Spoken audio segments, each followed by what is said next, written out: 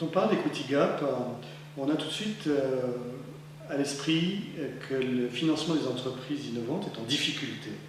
Alors en difficulté, ça veut dire quoi? Ça veut dire que quelque part les sources de financement ne sont pas taries, bien évidemment, mais elles ont du mal à s'orienter vers les startups innovantes, pour ne parler que d'elles. Et puis, on est surtout dans une situation où on a pratiquement une baisse des montants levés à destination des startups. Et cette baisse, elle est de l'ordre pratiquement de 20 à 30%, ce qui n'est pas négligeable. Je parlerai après d'un certain nombre d'ordres de grandeur, et vous verrez effectivement que ça pénalise largement le financement des entreprises, des startups, et puis plus généralement de l'innovation dans notre pays. Alors, ce qui est intéressant, c'est que si on a une baisse de 30% de ces montants levés, ce n'est pas une baisse nette de tout, c'est une baisse qui se fait au détriment de deux choses. La première chose, c'est qu'il y a une augmentation des montants d'investissement destinés aux startups et en provenance du reste du monde. Ces investissements, ils sont passés à peu près de 500 millions à 1 milliard. Quand je dis start-up, c'est un peu limitatif, je parle globalement des entreprises. Et puis, il y a des montants qui proviennent d'autres pays d'Europe, et les montants qui proviennent des autres pays européens à destination de la France, ils sont passés environ de 700 millions à quelque chose comme 1,6 milliard, 1,7 milliard. Alors au-delà de ça, qu'est-ce qu'on constate? On constate quand même une baisse généralisée des montants levés, dans les 20-30% que j'évoquais. Cette baisse généralisée, elle peut concerner d'abord la répartition des capitaux qui sont levés par un certain nombre de véhicules. Alors ces véhicules, c'est quoi? C'est le capital risque, c'est le capital développement, le capital transmission, et puis le capital retournement. Quand on les prend un à un, sans faire une revue de détail, en gros, on a une diminution de moins 27 à moins 75% dès lors qu'on parle du capital risque, moins 27%, ou du capital retournement, moins 75%. Ce qui est intéressant, c'est de voir que, en revanche, le capital transmission, lui, a connu une croissance avec un multiple de 2,8. Et pour cause. On comprend bien les fondements.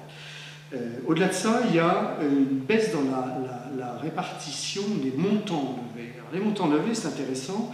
Quels sont les financeurs de l'innovation?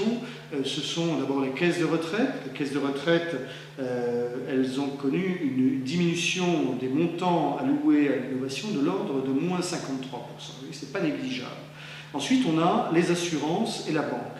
Et là, je parle sous réserve et en excluant les mesures qui sont en cours de discussion, qui vont être mises en œuvre, notamment dans le cadre de la loi de finances. Donc je vais parler du secteur de l'assurance et des banques essentiellement. Mais les banques, c'est pratiquement moins 70%, et les assurances, c'est de l'ordre de moins 57%.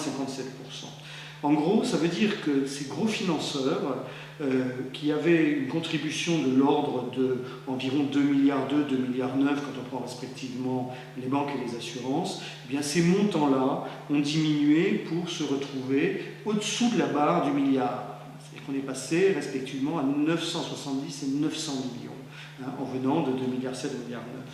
Et puis, il y a une catégorie que l'on évoque assez peu souvent, qui est celle des family office. Alors les family office, il n'y en a pas beaucoup, ce sont des industriels, des gens qui ont réussi dans leur domaine et qui réinvestissent en bénéfice, on va dire ça comme ça, dans un certain nombre de start-up. Et le montant alloué par les family office, qui était de l'ordre de 3 milliards d'euros, à comparer, beaucoup plus que les banques et les assurances respectivement, eh bien ce montant est passé de 3 milliards à 1,2 milliard. Vous voyez que la situation n'est pas si sereine que ça, et il y a de quoi effectivement s'inquiéter des canaux de distribution du financement à destination de l'innovation et plus généralement du financement des startups. Alors, derrière ça, est-ce qu'il y a éventuellement des difficultés des fonds de capital risque à lever des fonds auprès des limited partners? Sûrement. Ce qui est clair, c'est que les limited partners sont en train, déjà commencé largement, à rediriger leurs investissements vers des véhicules financiers à échéance et à risque beaucoup plus inférieurs que ce qui existait initialement. Donc là aussi, on a l'effet du contre-coup de cet equity gap. Cet equity gap, il est bien là. Et il y a un certain nombre de mesures à prendre pour essayer de le contourner. Mais clairement, moi je pense que ça reste une opportunité pour des investisseurs entreprenants s'agissant de se tourner vers des startups qui sont réellement prometteuses. Donc il va probablement y avoir quelque part une sorte d'écrémage, en tout cas une sorte de filtrage dans la qualité des projets financés et dans la qualité des investissements portés à destination de ce type d'innovation, ce type de technologie.